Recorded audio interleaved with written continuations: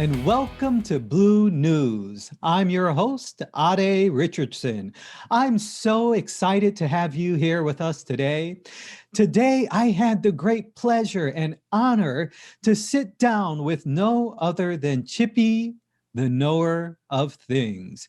Chippy is a Rhodes Scholar, professor at the University of Hounds, activist, veteran having been in over a dozen wars. Chippy now spends his time doing archaeological digs. He has done over 1,000 digs, thousands upon thousands of digs, apparently. So it was a pleasure to sit down with Chippy, the knower of things. Where do we start? I thought perhaps we can just start from the beginning. Where were you born? Can you tell us a little bit about your story? I spent a lot of years out in the fields. It's like any old bloke. I did my daily chores and helped the family out in any way that I could. But I always found that I had a calling, something that I was, what can we say, something that I was meant to do, like an burning desire that I'd come to know what that desire was much later in life, I would say, my good fellow. And so my growing up was not very easy. I was a curious young lad, and I found that I've had gotten in myself at the bottom of a lot of holes which I have dug myself in somehow, and which I had a hard time getting out of. You see, I'm not one of those spoon-fed kids. No, that's not me at all. I grew up with dirt under my nails. Yes, indeed. Plenty of dirt. So it says here that you have been on a lot of archaeological digs. That is fascinating. Can you talk a little bit about these digs and what did you find? Yes, I am quite an anomaly. I not only bury the objects, I dig them up as well, and I find them. I've done thousands of digs and have found many of pieces of relic and what have you.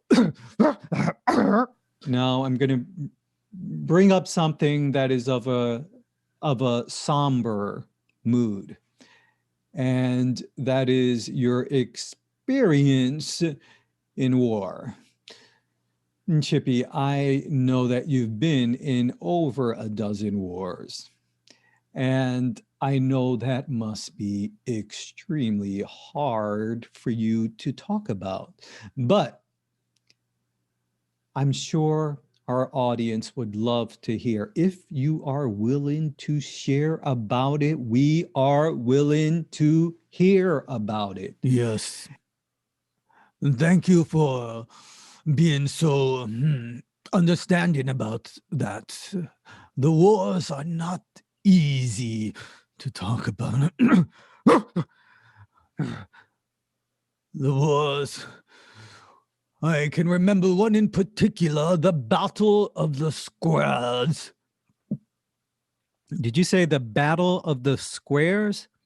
No, the Battle of the Squares. Squares. Those furry things. The Battle of the Squirrels. Huh. Can you tell us a little bit about that? Well, the enemy and the squirrels were quite cunning. I had a lot of respect for them.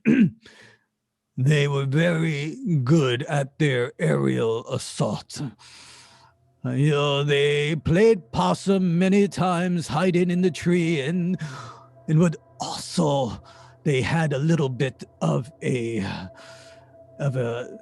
vicious a vicious, very cruel nature to the squirrels.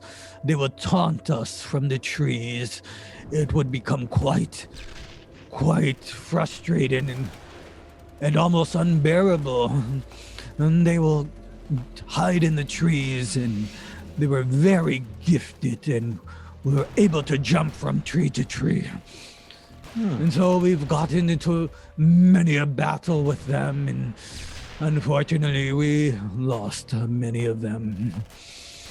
And there were also the battle and the battle of the birds. The flying squads were quite talented. We would wage an attack on them, and they would fly through the air before we can even get to them. Oh, those birds were very cunning, very mischievous as well. So, Chippy, you being a dog, did you face a lot of resistance upon entering university? Dog, I don't quite get the question, my good fellow. Huh? How does dog come up in this story of mine? Chippy, I'm confused. You bark, and you obviously have a tail, and you look like a dog. You have fur all over. You're not a dog? Is that what you're saying? I could not be any more of a dog than you are a leprechaun, my good man. You almost had one over me. So, Chippy, can you talk a little bit about your activism work and what inspires you to do activism? I normally don't talk about my activism work as I don't want to come across as boisterous. But in support of the cause, maybe it's good to talk about these things, as it could inspire those to support and like and do what they can do for the cause. So this is one that is really close to home, and it's hard to talk about at times, but here we go. I don't know if you're aware, but I've seen with my own eyes, there are those with 4 legs that are being chained up and leashed and pulled around. Just talking.